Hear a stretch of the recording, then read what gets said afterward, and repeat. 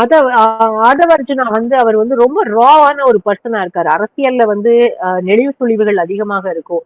நீங்க பேக்டோர்ல இருந்து ஒர்க் பண்றவங்க எப்போதுமே முன்னுக்கு வந்தாங்கன்னா அவங்களால பெரிய அளவுல வெற்றி பெற முடியாது.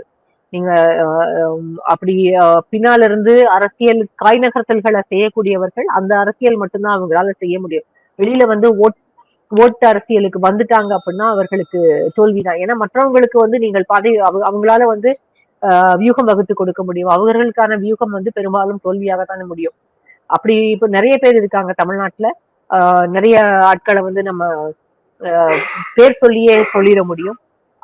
ஆதவர்ஜுனாவை பொறுத்த வரைக்கும் அவர் இப்போ ஸ்ட்ராட்டஜி அப்படின்னு மட்டும் இல்லாம அவருக்கு மெயின் ஸ்ட்ரீமா, அதாவது பிரதான அரசியல்ல அவர் இருக்கணும், ஒரு பதவியில இருக்கணும் அப்படின்னு அவர் எதிர்பார்க்கிறாரு.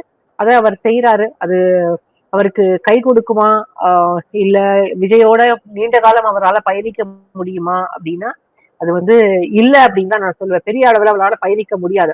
ஏன்னா திருமாவளவனுடைய கட்சியில அவர் சொன்னது இது அதாவது ஒடுக்கப்பட்டவர்களுக்கான ஒரு அரசியல் கட்சியாக மட்டுமல்லாமல் இது பொதுத்தளத்துல இயங்கக்கூடிய ஒரு கட்சியாகவும் எல்லாருக்குமான ஒரு கட்சியாகவும் இதை மாற்றணும் அப்படின்னு சொன்னாரு. அதற்கு பிறகு இன்னொரு முறை பேசும்போது என்ன சொன்னாரு, ஒரு பட்டியலினத்தவர் கட்டாயம் முதலமைச்சராக வேண்டும், கூட்டணி ஆட்சி வரணும் அப்படின்னு சொன்னாரு. இப்ப விஜய் கிட்ட போய் அதே கோரிக்கையை அவரால் வைக்க முடியுமா அப்படின்றதுதான் என்னுடைய கேள்வி. பட்டியலினத்தவர் ஒருவரை முதல்வராக்குவதுதான் என்னுடைய இலக்கு அப்படின்னு திருமாவளவனோட இருக்கும்போது சொன்னவர், இப்போது விஜய்கிட்ட போய் பட்டியலினத்தவர் ஒருவர் தான் முதல்வராக வர வேண்டும், அதனால நீங்க சிஎம் கேண்டிடேட்டா இருக்காதீங்க, அப்படிப்பட்ட ஒருவருக்கு கேண்டிடேச்சர் கொடுங்க அப்படின்னு சொல்லி அவரால் ரிக்வெஸ்ட் பண்ண முடியுமா? அது முடியாதுன்னு நான் நினைக்கிறேன். கண்டிப்பா முடியாது, செய்ய முடியாது. அப்படி இருந்தா ஆதவர்ஜுனாவுடைய அரசியலை என்ன சொல்ல முடியும்? ஆதவர்ஜுனாவுக்கு அவருக்கு பதவி வேண்டும், ஒரு இடத்துல திரும்பவும் ஒரு பேசு பொருளாக இருக்க வேண்டும், மக்கள் அவரை பத்தி பேசணும் அப்படின்றதுக்காக தான் அங்க போயிருக்காரு.